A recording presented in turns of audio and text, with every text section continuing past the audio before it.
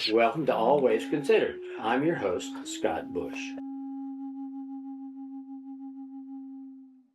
First of all, I don't remember who owned the van.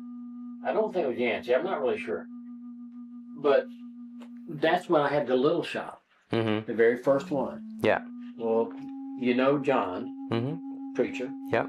And then you know of Yancey if you didn't know Yancey. 60, he went out to California. I was fucking dead, bro. Just like that.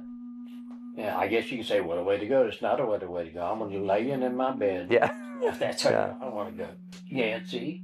And then Beezer.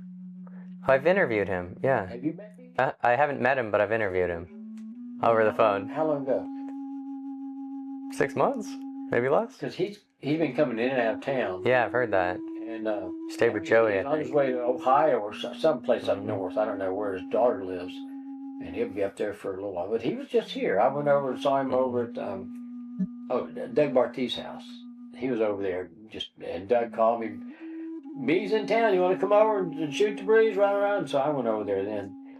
And Doug Bartie's really kind of cool guy. He's been around for a long time. He's not much of a surfer that much anymore, but he was a boat captain. So how did you meet these guys? You're the cooler, older surfer who has a shop, and they're getting into it, or? In the day, I mean, everybody, there was no barriers between anybody surf-wise. Yeah. We all surfed together. Yeah.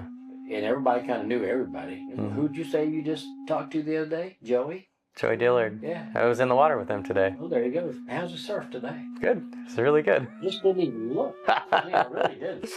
Yeah. I don't even know understand anything. Well, that's the thing. Uh-huh. It's exactly like Tom says. It's that pop it up. Yeah. You don't have enough time. These freaking waves are too quick. They are. But the best part, I guarantee you can go anywhere on Earth and ride their waves. And this place right here is what taught you how to do it, I guarantee you. Yeah. Because it's all about speed and how fast you prepare yourself for what's getting ready to happen. Mm-hmm. Those guys, well, you know about Yancey and you know about me, but those were exceptionally fun days. You had little groups of people, and we didn't get divided until Yancey, and Yancey was on my team. Mm-hmm. Okay, and Yancey, I think he went out all the way to New York with me. When he opened his own shop, he went up to Delaware and ran into Skip Savage. And Skip Savage sold Greg Knowles surfboard. Well, Yancey's a good surfer, obviously, And so he had his own reputation, and Skip talked him into, riding for Greg Knowles. And set him up in a little shop out here. And when you turned to go to the beach, there was a motel back here. It's actually where that restaurant, he's finally closed it up again. Anyway, as you turned into Harbor Town, right about there might have been the entrance to the motel, and there was a little office up front. Mm-hmm. Well, Yancey started a surf shop right there. Well, mine was just right up here, and it's so funny. So he got poached. He was your surfer. Yeah, and then he got snatched out from underneath. Yeah. But it's also funny. Here's something that nobody ever remembers. For a while, two guys. One guy worked for the city. Another guy was a teacher, Artie Davis. I saved surfboards in that motel down in the back, and we glassed them down there. They were king surfboards. I don't know how many we made, but it was part. And they paid me to do it, like I was their employee. Yeah. They both worked for the city or worked for the school board, something like that. And that was one of the little things that I always forget about that sometimes. When was that, you think? Might have been early 60s. I'm just not sure. It's been a while. Okay, so it's interesting. I want to go back to the part where you're saying that there was no division. So you're working to a point where there becomes division. Yancey Spencer. And what it was, and you can take it any way you want. Mm-hmm. My guys were just guys, okay? Mm-hmm. My guys are rough and tumble. They'd punch you out, okay? I mean, seriously. Anderson would for sure. He'd start a fight with any of them.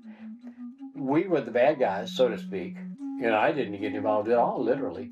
But Yancey's guys were religious, Jesus freaks. So, and that's why John's in it, because ultimately, it was the only thing that stuck with John. I liked John, and I always did like John. But when I heard he's a preacher, I said, "You gotta be shitting me." I mean, seriously, But he's good at it, and he's done well. And I'm proud of him. God does weird things. Who's he choose next? That kind of thing. But And then Yancey, he rode the wave, and then JB. I don't know who backed him originally. I think when Yancey got married, I think maybe his wife, somebody had some money. I don't know, but that's how it got going. I think, and it might have just been JB. But then they opened the shops up and all, and he was successful. Mm-hmm. And about that time, I don't remember. I guess it's Bobby did something. I just never got it off Spade. It didn't really matter, but he sold out the shop down there and sent me all the stuff that didn't go with shop. So I had a going out of business sale in my place. Mm-hmm. And then we hired one of the local women that had their own shops to help me go out of business. Mm-hmm. And then I went to work construction. So that big white building, that bank building downtown? Mm-hmm. You betcha. That's the scariest thing I've ever done in my life. If you go to the back of the bank building and you look up, there's a little, kind of like a little hole up there. Well, that's all covered in sheets of concrete. It's called basalt. And you put them in with little screws up into steel, angles. They go across from angle to angle. It's about this wide. And these sheets, I don't know, a couple 100 pounds or whatever, we were on a scaffold, 100 feet in the air, and it was terrifying. I want to go back. So I love this feels like some plot tension right here. So we're talking about division. So you have these Jesus freaks, right? I guess this is a time where a lot of Americans are going back to Christianity in a strong way, in an evangelical way. But it really was, you can only say, and it's not, you could say it's disrespectful or not, but it was Jesus freaks was about the only, because praise the Lord, it was all that stuff, and nobody has anything against it, but after a while it felt like you were just being preached at all the time. It was never anything, hey man, what's happening? It was none of those anymore, You felt like there was a lot of proselytizing, and then people... They didn't proselytize so much as they just had to let you know, I guess you might say, that yes, I'm with the religious crowd. Or what? We call that virtue signaling now. You're like, I'm a good guy. I recycle. Yeah. I don't recycle. Me neither. Pensacola doesn't, as far as I know. I think they burned their place up twice. Yeah. If I'm not mistaken. Culture change in part of the surf community, and then your shop gets sold, and then you go to construction. Right, went to construction, and that was a lot of fun. In '74, so I was still married. Okay, you got a divorce in '74. Yeah. Mm-hmm. I met Terry in '74. Mm-hmm. Classic. Convenient. Yeah. And it's funny, I got a little pillow in there that said it all started at the Down Under. Now, you're not old enough to remember the Down Under, but when you come down 14th, okay, and when you start to go down the hill and catch it, right on the right-hand side, there's a vacant lot. Right there was a liquor store. Under that liquor store was a whole basement. That was the Down Under. And we had Zigzag Paper Company. I mean, it was booze and dancing and really rock and roll. It was really great. And she was down there for her 20th birthday. And in 1974, I was 32 already. So I was in trouble from the get-go. Yeah. And it didn't make matters worse. Her daddy is a doctor. Mm-hmm. And, so they weren't in society. Yeah. But her mom knew everybody in town, and I did too, because I'm 30-something years old, so I knew all the kids' moms and that kind of stuff. Right. So it's like they knew who I was. Right. So I'm divorced. I went out of business. I'm a failure. I mean, and now he's after my daughter. Wait a minute. Yeah. It was rough. Let's put it that way. But anyway, that all went by the by, and then. So you ended up shaping again, right? You pop back in. Well, whenever you got a place to do something, you just go do it. Yeah. I'm trying to think from 78 is when I went to work for the government. Mm-hmm. Okay, so I guess construction, whatever I did in there. But we built boards too. I'm trying to think where I was doing it. Oh, God, what of my brain. If you go over, across the bridge, and take your first left, and go all the way to the end of the street, and right before you stop, if you look on the right-hand side, you'll see a driveway that goes down under a house. I lived there from 74 to 76, I think. That's when we got married. Mm-hmm. And then I was still working construction, then went to work. But under that house was a full basement. It was a full surf shop. We built surfboards under the house. And Ukiah, I kick myself every time I think about it. He would come over. Freddie was really liked acid. Okay, really did. He would come over around midnight. Yeah. Yeah. Claude and I both were unemployed. We were employed for a while, then we got unemployed and just hung out at the beach all night long. But on $82 a week, unemployment, I think is what it was. Freddie would come over in the midnight. Okay, I'm here to do some more work, and he would get on this one board. I'd already shaped it, and from the left side of the tail block. Now, from the right side of the tail block, the wave starts.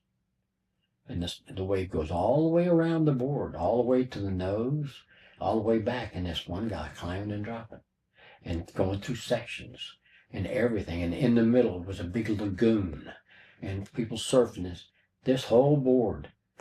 It would be worth $1 million. Just, I got it. And then he flipped it over and did the bottom. And he did another big lagoon. This is all full color with the sunrise and everything in the lagoon and people surfing. And at the bottom, it was a long letter written to me, thanking me for letting him do that. That's amazing. What happened to the board? I sold to a guy from Alabama. Oh my God. For $130. I was broke. Yeah. You know? Yeah. And I had to get that back. It was your job. But man, I'm telling you, and that was under the house. You know? Yeah. Did that. That's amazing. That's a great story. That was fun in those days. Pensacola and General Lick, after that, working at the base and continuing, you know, whenever you get a chance, whenever you find a place, we would shape and surfboards and stuff. I haven't bought a board since that first Velzy. Mm-hmm. And I've had, I know when I was in business selling surfboards, I had lots of surfboards because I had just picked the one I liked, go ride, and then just discount it. But worked out good. But and then I retired in 2002. But you know, meanwhile, we did 2007, I think, was the last trip to Costa Rica. Mm-hmm. And then when I came back, I retired in Jacksonville. Mm-hmm. And that was the best 8 years. I mean, it was. We moved to the last left-hand turn you can take before you run into the Intercoastal on Atlantic Boulevard. And I bought, it was like this 5th or 6th house on the right-hand side. It was huge.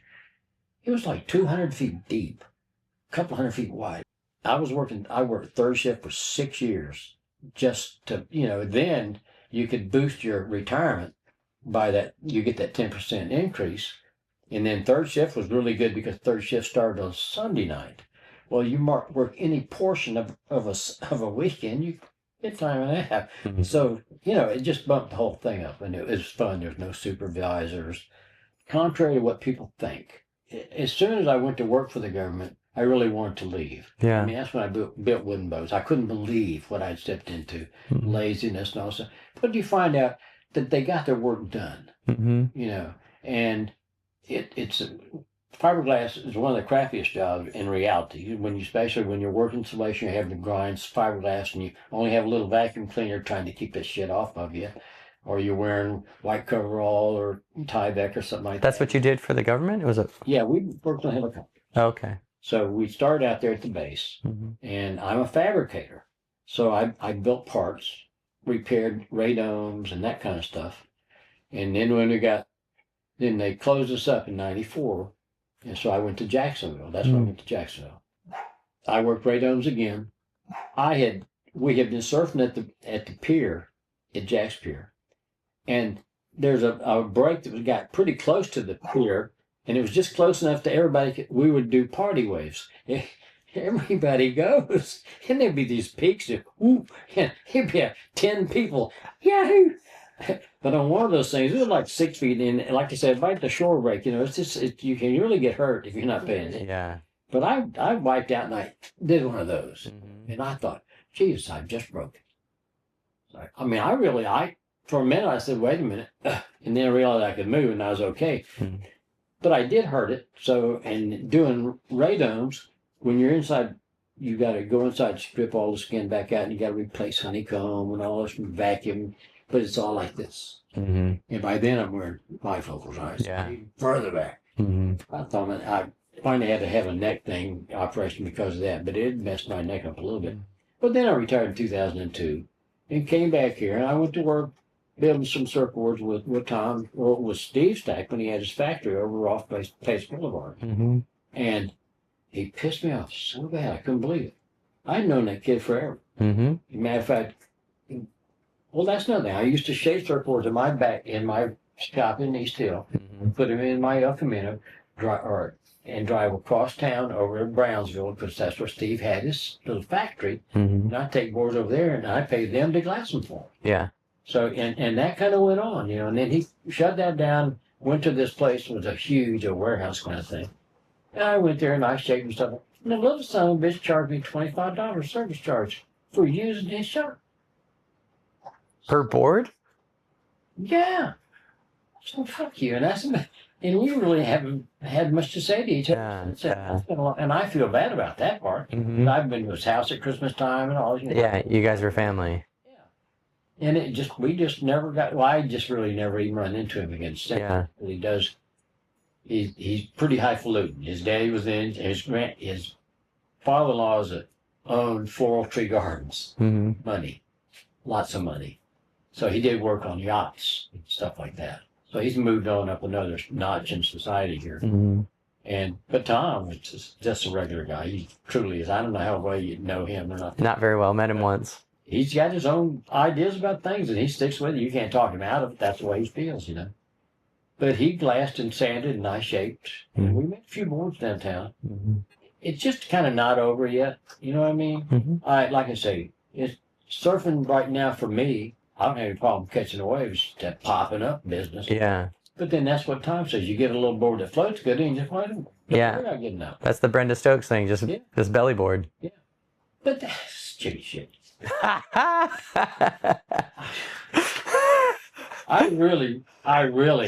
I'm doing planks now Mm-hmm. and stuff because I'll be 83 in my birthday, and I'm trying to figure this. I mean, I look at my skin. My God, it's just sag. I didn't realize we're really trees. You see all that? Mm-hmm. That's because I'm a bush. Obviously, I'm going to grow into a tree. But I don't know how to. You've got to do it. I would say that it's probably like that.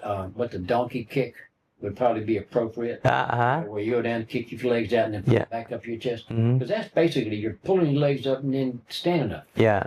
And it's just a struggle just to get your knees under you. Mm-hmm. And it doesn't make any sense. Mm-hmm. It really doesn't. But it's just difficult as hell. And he told you.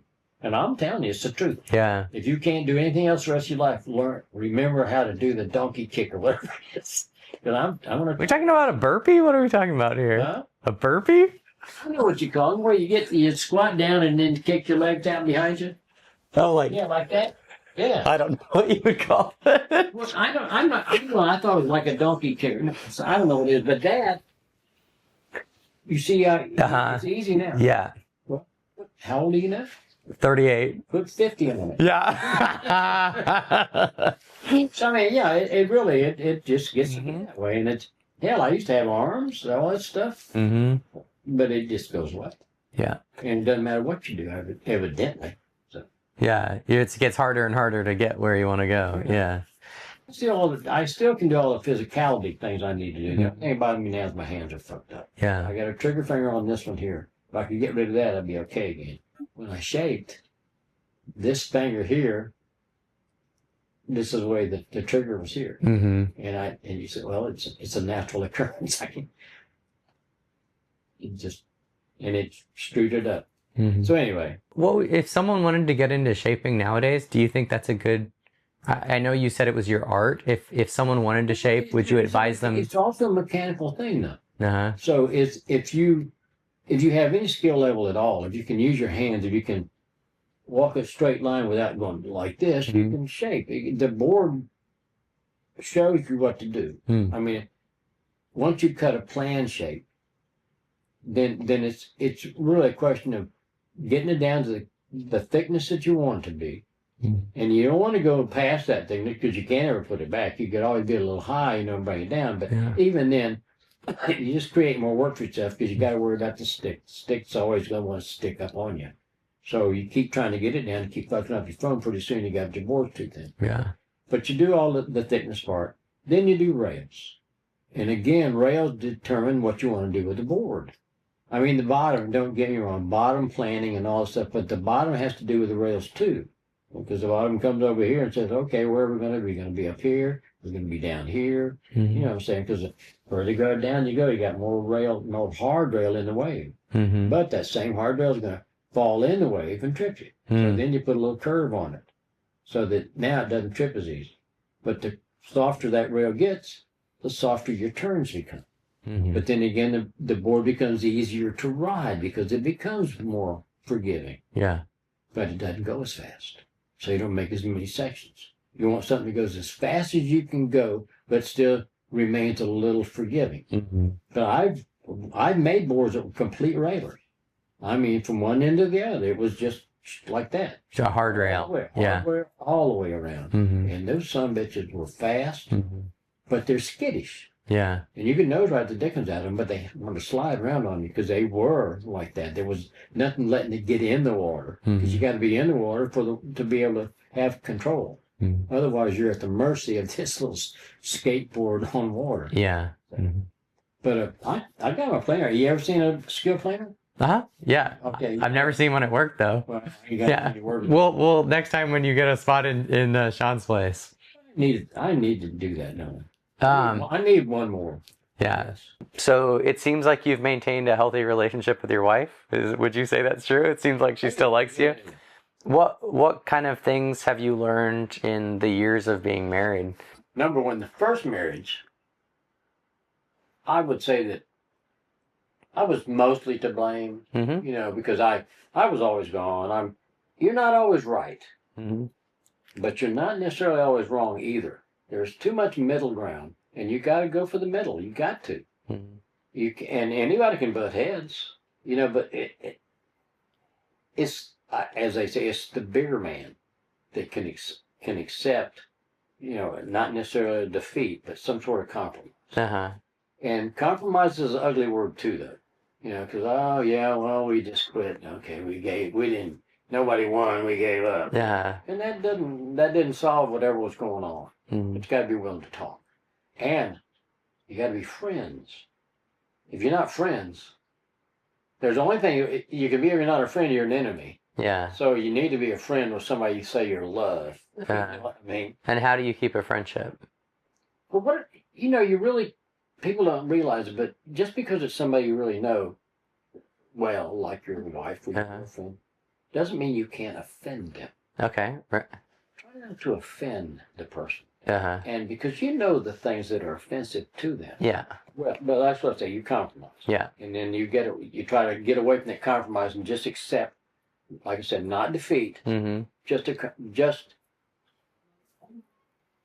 it doesn't matter enough to argue about it. There's something else to put a value on the things you talk about. Is this worth an argument? Is this worth somebody getting pissed off? And never go to bed pissed. And never think that just good loving will take care of it. It's still there the next day. So you've really got to, if you want a good night's sleep, you need to end it before you go to bed. So never go to bed mad. That's number one. Because you lay there and fume. You got somebody next to you that you love, and you want to maybe reach out and touch them. It's just so, and it festers. That kind of thing festers. I mean, I can get pissed off and stay pissed off for a long time. I've known this woman for 50 years now. But it's just people. We're just. If you had total control of your emotions, then you probably wouldn't be a normal person. Right. You'd be a sociopath or something. Yeah, I know a few of those. I don't know. Just be and I'm not good at this, be cognizant of the things that she likes, Yeah. doesn't like, and just, you know where not to go. Yeah. You know how to prod. You know all those things. But stay off of it. Yeah. You know what I mean? There's no reason to. Mm. Why do you go out of your way to start an argument? Yeah. And that's easy. God, it's easy to start an argument. You know that. You can say pooey and pooey, what pooey? Well, excuse me, I didn't mean to say pooey. I think that's the main thing. Just be respectful. I don't leave this house without telling my wife I love her. Uh-huh. Getting a kiss, I don't. Yeah. I don't know what's going to happen when I walk out the door. Mm-hmm. I don't know. Life is too sudden to take anything for granted. I don't go to sleep at night. Yeah, good night, I love you, and a kiss. Mm-hmm. My dad, on their 50th wedding anniversary, we were at Nichols Seafood. Now, like I say, I got Jimmy, Johnny, Joe, Jeff, and Rebecca, Jane, my cousins. They all live here. Mm-hmm. Then we have, I don't know how many different people, that we all know in the family and all that stuff. We went up there and we had the 50th wedding anniversary, had a nice dinner and all that stuff. So the next day, it was Sunday, and I was out surfing out by the Galatea. And it was about the only person out, a little wave and just having music, And I saw somebody on the beach waving at me and yelling, Scott, Scott. Hell, So finally I paddled in. I didn't realize at first they were yelling for me until I got close to me. It was my father-in-law. Wait a minute. Your father-in-law? Who would he be calling you about? Your wife, right? No, my father. My father went home that night. He died in his sleep. Mm. So it's that easy. You can't not tell the people you love that you love them anytime you ever leave. You can't not do it. Mm-hmm. They got to have something good to remember you by, something solid. Yeah. He said he loved me when he, Mm-hmm. but then he got hit by the Mack truck and he loved me. But I mean, you know what I'm saying. Yeah. But I think that's the most important thing. Mm-hmm. If you love someone, just let them know you love them. Mm-hmm. Try to be respectful and gracious around them. Mm-hmm. And hug them and kiss them every chance you get. My wife, I wasn't a hugger. She's a hugger. Hugs are good. I am a hugger. They're a good thing. It's a good thing. And they'll heal you up too. Yeah. Mm-hmm. You can feel really, really bad and just hug the one you love, and they'll hold on to you when you cry. Mm-hmm. And that's tough to do too. It used to be men don't cry. Well, men do cry. Mm-hmm. I cry easy. And the older I get there, easier just to cry. My God, I feel so bad about all the shit on earth, Yeah. Yeah, and then you realize, well, I'm on my way out, and there's nothing I could do anyway. Mm-hmm. But it still doesn't make you feel much better. And surfing, she says this thing right now. You need to get in the water. I could be the biggest sumbitch on earth, Mm-hmm. and if I've got to go surfing and go out there for a couple hours, and I'm still good for a couple, 2-3 hours in water. That's easy to do. Mm-hmm. I'm a different man when I come back. Mm-hmm. Maybe it's the electrolytes in the water. I don't know. But it's not aggression that you get out of yourself. Maybe it's just the energy that you've accumulated. I don't know how to say it. And you can just kill yourself paddling. You know that. Mm-hmm. It's fucking like a windmill. I could plane, but it's the single best thing you'll ever do in your whole entire life. There's nothing else that compares to it. Uh-huh. And there's so many places I still want to go. Mm-hmm. And I'll never get there, but those long waves that just never end. You keep saying stuff about Bali and all those things over there. YouTube, they keep having a little about Uluwatu or something. Yeah. And here comes the sets. Jesus. Incredible. Just straight up and down. They're 15 feet long. Paddling, cranking, you just go. Johnny Russell died maybe 3 years ago. But he's the one that took all the pictures on the surf report. Yeah. That was his surf report. Yep. The guy that owns the beach service over in Alabama Shores would take John with him to take pictures. And they went down to Boca Barranca. And that's right when you come off the mountain and you're headed going up towards Guanacaste, or you turn left and you go down to Jaco. Well, right there is a big motel. And it's right at the end of the wave at Boca Barranca. Well, Boca Barranca can break for a mile. or something like that. It's incredible. Mm-hmm. So anyway, John filmed a 3-minute 48-second ride. Think about that. That's all the rides you'll get in 1 year in Pensacola. Yeah. Maybe in 2 years. I'm serious. Yeah, leg burner they call that. Anyway, they had a party over at a friend's house, and they kind of screened it then. That's cool. And I'd been there, Mm-hmm. but they were on that big. You didn't go a mile, you know what I mean? Yeah. But yeah, I would like one of those, Mm-hmm. just one. And I'm goofy foot, so it's absolutely perfect. Yeah. So. Well, some of the funny things. Okay, when we started surfing around here, Mm-hmm. what's a wetsuit?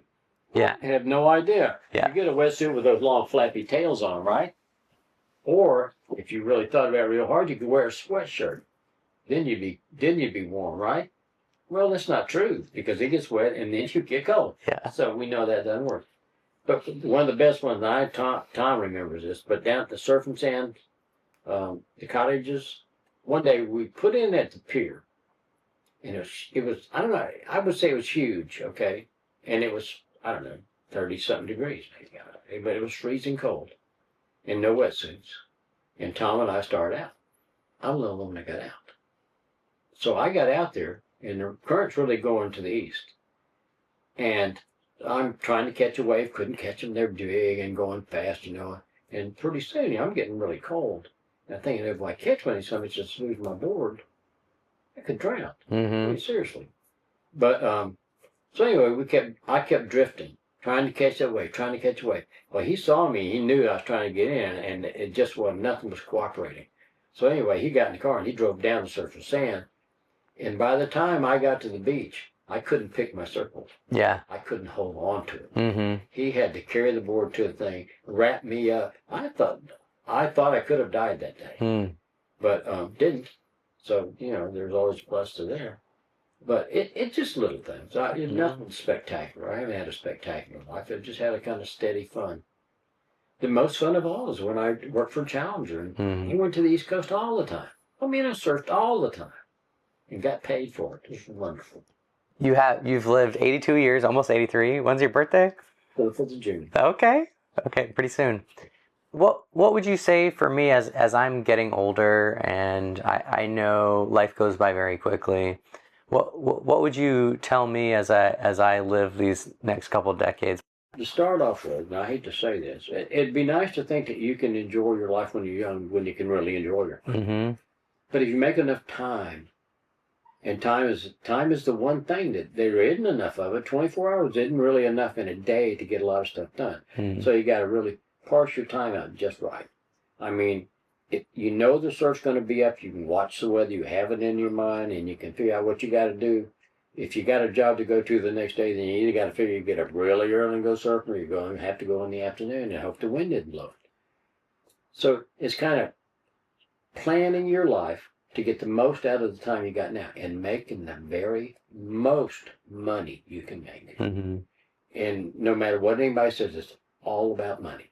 Everything is about money. There's nothing in your life now that won't revolve around money. Mm-hmm. And there's too many people out there to screw you out of every penny you got. But that's what you got to look at. It's all about money. Mm-hmm. And finding somebody you can spend time with that just doesn't get on your nerves, can't stand, Yeah. And trust me, no matter how much you love somebody, that happens. Yeah. That's been my experience just with any human you get close to and spend a lot of time with. There's no way around it. Yeah, there's no way around it. Yeah. It's just the way we are, unfortunately. That was something fun up there. You see that yellow decal there? Bush Cameron Stretch. That's in Jacksonville. Okay. That top board up there, Mm-hmm. that I put the fins on it, I glassed it, colored it, pen lined it, all that kind of stuff. And that would have been Bush Cameron Stretch. Okay. And Greg Stretch used to shape surfboards over here, and he moved to Jacksonville. And he's one of these kind of guys, he made guitars. Mm. He's that kind of person. Yeah. And in his garage, he set up a surf shop. And then he went over and rented a mini warehouse. And by the time I got to Jacksonville, they had the mini warehouse going, building guitars at home.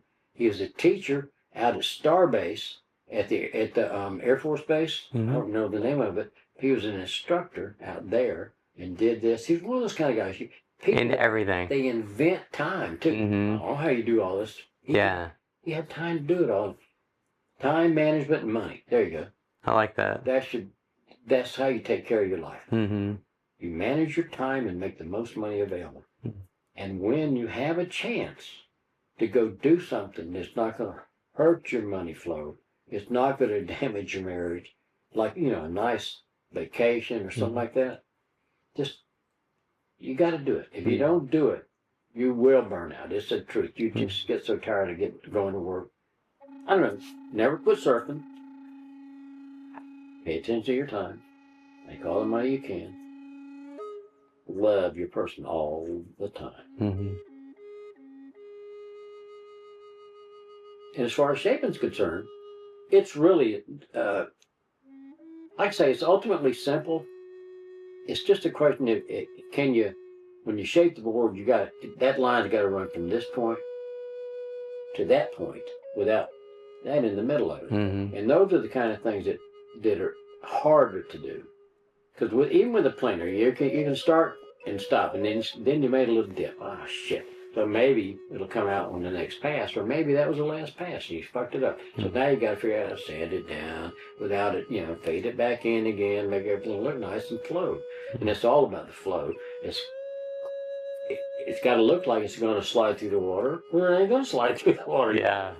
Yeah, now if you ever decide you want to try and get a blank, you just let me know. I'll show you. Thanks for watching All Things Considered. I've been your host, Scott Bush. Thanks for watching.